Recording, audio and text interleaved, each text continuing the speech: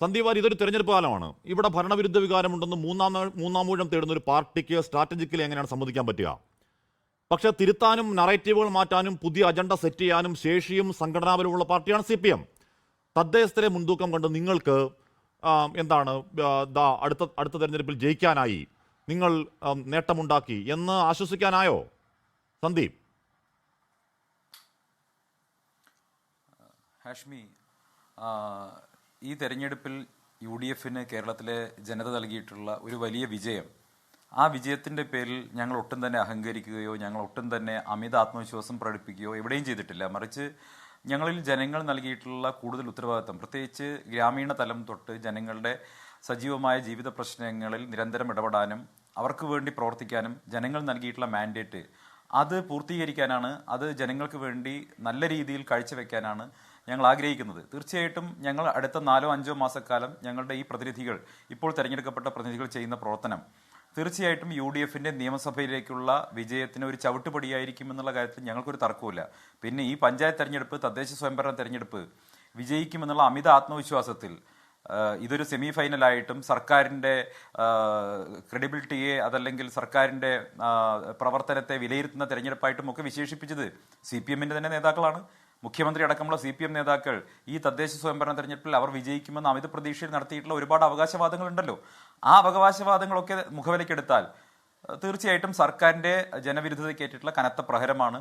അപ്പോൾ സ്വാഭാവികമായിട്ടും ഒരു ഭരണവിരുദ്ധ വികാരം സർക്കാരിനെതിരായിട്ട് നിലനിൽക്കുന്നു എന്നല്ലേ നമ്മൾ മനസ്സിലാക്കേണ്ടത്.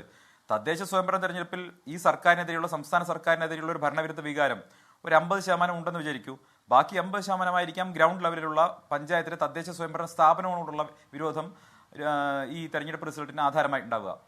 ഈ നിയമസഭാ തെരഞ്ഞെടുപ്പ് വരുമ്പോൾ സർക്കാരിനെതിരായിട്ടുള്ള ജനവികാരത്തിന്റെ പൂർണ്ണമായിട്ടുള്ള പ്രതിഫലനം ആ തെരഞ്ഞെടുപ്പ് ഫലത്തിലുണ്ടാകും. അപ്പോൾ ഇതിലും ഭീകരമായ രീതിയിൽ ഇടതുപക്ഷം പരാജയപ്പെടുമെന്നാണ് ഒരു രാഷ്ട്രീയ വിദ്യാർത്ഥി എന്നുള്ളതിലേക്ക് എനിക്ക് മനസ്സിലാക്കാൻ സാധിക്കുന്നത്. കാരണം സർക്കാരിനെതിരായിട്ടുള്ള കനത്ത വികാരം, പിണറായി സർക്കാരിനെതിരായിട്ടുള്ള കനത്ത ജനവികാരം ജനങ്ങൾക്കിടയിലുണ്ട്. 1. 2, കഴിഞ്ഞ 10 വർഷക്കാലം പ്രതിപക്ഷം എന്ന നിലയ്ക്ക് വളരെ ഉത്തരവാദിത്തോടു കൂടി ജനങ്ങളുടെ വിഷയങ്ങൾ ഏറ്റെടുത്തുകൊണ്ട് സജീവമായി പ്രവർത്തിക്കാൻ UDFന് സാധിച്ചിട്ടുണ്ട്, കോൺഗ്രസിന് സാധിച്ചിട്ടുണ്ട്. ഏറ്റവും ഒടുക്കം ശബരിമല സ്വർണ്ണപ്പാളി വിഷയമടക്കമുള്ള കാര്യങ്ങളിൽ ഈ നേരത്തെ ഹാഷ്മി ഇൻട്രോയിൽ സൂചിപ്പിച്ചതുപോലെ ഈ സംസ്ഥാനത്തെ ഹിന്ദുവിന് മാത്രമല്ല, ഹിന്ദുവിൻ്റെയും മുസ്ലിമിൻ്റെയും ക്രിസ്ത്യാനിയുടെയും ഒക്കെ മനസ്സിൽ ആഴത്തിൽ മുറിവേറ്റിട്ട ഒരു സംഭവമാണ്. ശബരിമലയിലെ ശ്രീധർമ്മശാസ്താവിന് സമർപ്പിക്കപ്പെട്ട സ്വർണ്ണപ്പാളി മോഷണം പോയി. ആ മോഷ്ടിക്കപ്പെട്ട ആളുകളെ ന്യായീകരിക്കുകയും അവരെ സംരക്ഷിക്കുകയും ചെയ്യുന്ന നിലപാടിൽ വലിയ പ്രതിഷേധം ഈ നാട്ടിലെ മുഴുവൻ മതേതര വിശ്വാസികൾക്കുണ്ട്. ആ പ്രതിഷേധമാണ് വോട്ടായി മാറിയത്. ഇത് കേവലം എവിടെയാണ് വോട്ടായി മാറിയത്? കേവലം ഏതെങ്കിലും ഹിന്ദു കേന്ദ്രങ്ങളിൽ മാത്രമല്ലല്ലോ, കേരളത്തിലുടനീളം സർക്കാരിനെതിരെയുള്ള ജനവികാരം നമ്മൾ കണ്ടു. അപ്പോൾ അതെല്ലാം കാണിക്കുന്നത് കേരളത്തിന്റെ മതേതര മനസ്സാക്ഷിക്ക് മുറിവേറ്റിരിക്കുന്നു. 2 കാരണങ്ങളുണ്ട്.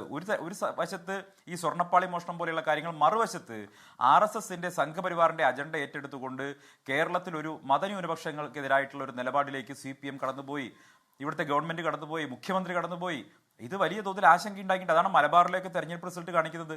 നിങ്ങൾ പാലക്കാട് മുതൽ അങ്ങോട്ട് കാസർഗോഡ് വരെയുള്ള തെരഞ്ഞെടുപ്പ് ഫലം പരിശോധിച്ച് കഴിഞ്ഞാൽ CPMന് കിട്ടിയിട്ടുള്ള തിരിച്ചടി സൂചിപ്പിക്കുന്ന എന്താ? ഇപ്പൊ കോഴിക്കോട് പോലെ ഒരു കാലത്തും അവർക്ക് വലിയ ആധിപത്യം ഉണ്ടായിരുന്ന സ്ഥലത്ത് ഏത് രീതിയിൽ തിരിച്ചടിയേറ്റും നമ്മൾ കണ്ടല്ലോ. അവരുടെ കോട്ടക്കൊത്തങ്ങളിലേക്കൊക്കെ UDF കടന്നു കയറി, UDFന്റെ വിജയങ്ങളുണ്ടായി. ഇതുവരെ UDF ജയിക്കാത്ത സ്ഥലങ്ങളിലൊക്കെ ഞങ്ങൾ ജയിച്ചു വന്നു. അതിന്റെ അർത്ഥം എന്താ? വലിയ തോതിലുള്ള മതന്യൂനപക്ഷങ്ങളുടെ വികാരവും ഈ സർക്കാരിനെതിരായിരിക്കുന്നു. പൊതുവെ പറഞ്ഞാൽ ഈ സംസ്ഥാനത്ത് അയ്യപ്പനിൽ വിശ്വസിക്കുന്നവരും അള്ളാഹുവിൽ വിശ്വസിക്കുന്നവരും യേശുക്രിസ്തുവിൽ വിശ്വസിക്കുന്നവരും മതമുള്ളവരും മതമില്ലാത്തവരും ഒക്കെ ഈ സർക്കാരിനെതിരായി മാറിയിരിക്കുന്നു. അടപടലം പാളിയിരിക്കുകയാണ് ഈ സർക്കാർ, എല്ലാ കാര്യങ്ങളിലും പാളിയിരിക്കുന്നു. അങ്ങനെയുള്ള സർക്കാരിനെതിരെ വലിയ ജനവികാരമുണ്ട്. ആ ജനവികാരം പൂർണ്ണമായും പ്രതിഫലിപ്പിച്ചുകൊണ്ട് ഒരു പ്രതിപക്ഷം എന്ന നിലയ്ക്ക് ഉത്തരവാദിത്തോടെ ഞങ്ങൾ പ്രവർത്തിച്ചിട്ടുണ്ട്. അതിന് ലഭിച്ച അംഗീകാരമാണിത്. എന്നാൽ പോലും അമിത അവകാശവാദമോ അമിതമായിട്ടുള്ള പ്രതീക്ഷയോ കൊണ്ടല്ല ഞങ്ങൾ അടുത്ത നിയമസഭാ തെരഞ്ഞെടുപ്പിൽ നേരിടാൻ പോകുന്നത്. മറിച്ച് കൃത്യമായ പ്രവർത്തനം, സംഘടനാ തലത്തിൽ അച്ചടക്കത്തോടുകൂടിയുള്ള പ്രവർത്തനം. ഈ തെരഞ്ഞെടുപ്പിൽ കണ്ടതുപോലെ തന്നെ നിങ്ങൾ കണ്ടല്ലോ, UDFന്റെ തെരഞ്ഞെടുപ്പ് ചരിത്രത്തിൽ, ഒരു തദ്ദേശ സ്വയംഭരണ തെരഞ്ഞെടുപ്പ് ചരിത്രത്തിൽ ഏറ്റവും കുറവ് റിബൽ കാൻഡിഡേറ്റ്സിന്റെ ആയിട്ടുള്ള ഒരു തെരഞ്ഞെടുപ്പാണിത്. ഏറ്റവും ആദ്യം സ്ഥാനാർത്ഥികളെ പ്രഖ്യാപിക്കാൻ സാധിച്ചത് UDFനാണ്. തിരുവനന്തപുരം ഉൾപ്പെടെയുള്ള സ്ഥലങ്ങൾ നമുക്കറിയാം. മാത്രമല്ല നിങ്ങൾ നോക്കൂ, സംഘപരിവാറിനെ അതിന്റെ കോട്ടയിൽ പോയി തടഞ്ഞു നിർത്തിയത് കോൺഗ്രസും UDFും അല്ലേ?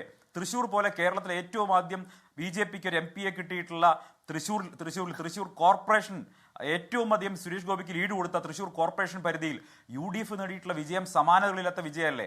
ഒരു പക്ഷേ കേരളത്തിലെ മതേതര മനസാക്ഷി പല ആളുകളും ആശങ്കയോടെ കണ്ടിരുന്ന ക്രൈസ്തവ വിഭാഗങ്ങൾ BJPയോട് അടുക്കുന്നു എന്ന നറേറ്റീവ് പൂർണ്ണമായും തൃശ്ശൂർ തവിട് പൊടിയാക്കി കൊടുത്തില്ലേ?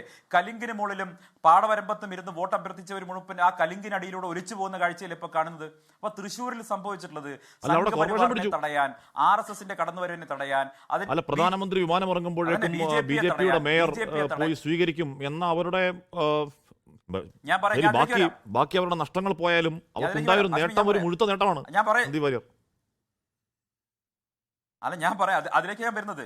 അതായത് RSSനെയും BJPയെയും തടഞ്ഞു നിർത്താൻ ഇന്ത്യ മഹാരാജ്യത്ത് കഴിയുന്നത് രാഹുൽ ഗാന്ധിയുടെ നേതൃത്വത്തിലുള്ള കോൺഗ്രസിനും UDFനുമാണെന്ന് ആവർത്തിച്ച് തെളിയിക്കുന്നതാണ്.